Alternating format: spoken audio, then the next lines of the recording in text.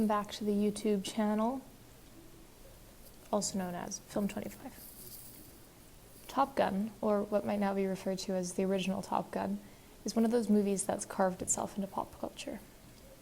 It follows Pete Mitchell, call sign Maverick, as he's recruited into an elite military flying academy, the Top Gun something school. He makes friends and enemies and finds himself flying both with and against them. Maverick is a typical action hero, filled with confidence bordering on arrogance and a disregard for authority, and seemingly unable to go about his story without falling in love.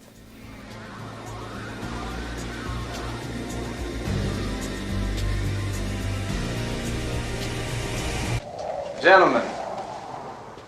The Mafia element of this film comes in when Maverick is recruited to the elite Top Gun school. Within one Mafia-like organization, the US Navy as a whole, there's another that pits the best of the best against each other to push them to their very best. At least 2 combat missions a day, 10 classes in between, and evaluations of your performance.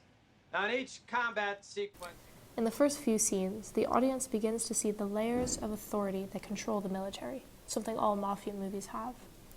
In family-run Mafias, the eldest, usually the grandfather or father, is the big boss, with other family members, an aunt, a son, the siblings, filling lesser but authoritative roles. In particular, though, there's always a chance for these lieutenants and sergeants to rise through the ranks and inherit the general's role by proving their worth and gaining respect from their fellow criminals or family members, or in this case, pilots. In that sequence, you're going to meet a different challenge. Every encounter is going to be much more difficult. We're going to teach you to fly the F-14 right to the edge of the envelope, faster than you've ever flown before. More dangerous. We don't make policy here, gentlemen. Elected officials, civilians do that. We are the instruments of that policy. And although we're not at war, we must always act as though we are at war. What are you doing? Tip the spear. Just wondering, Best be sure. who's the best? In case some of you wonder who the best is, they're up here on this plaque on the wall. The best driver in Israel from each class has his name on it. And they have the option to come back here to be Top Gun instructors.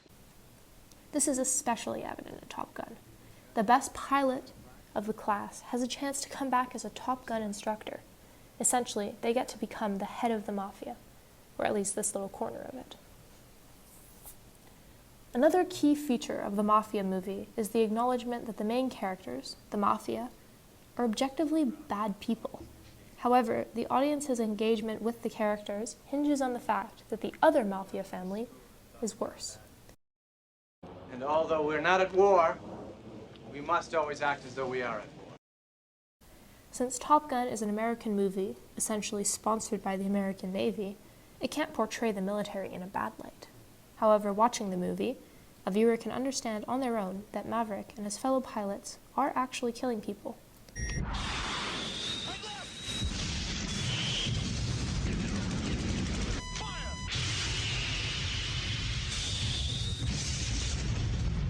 Regardless of if they were provoked or not. In a Mafia movie, a character might carry out a killing to make sure they reach their goals, to protect their assets, or because they were forced to.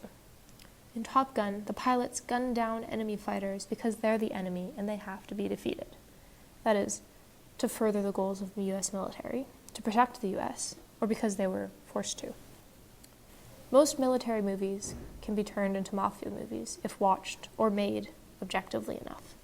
Top Gun is one of those movies, but because of the circumstances of its making, it hides its Mafia elements well. However, between the succession of power and the moral dilemma of military combat, its inner Mafia creeps out between beach volleyball and the pew-pew zoom-zoom of fighter jets.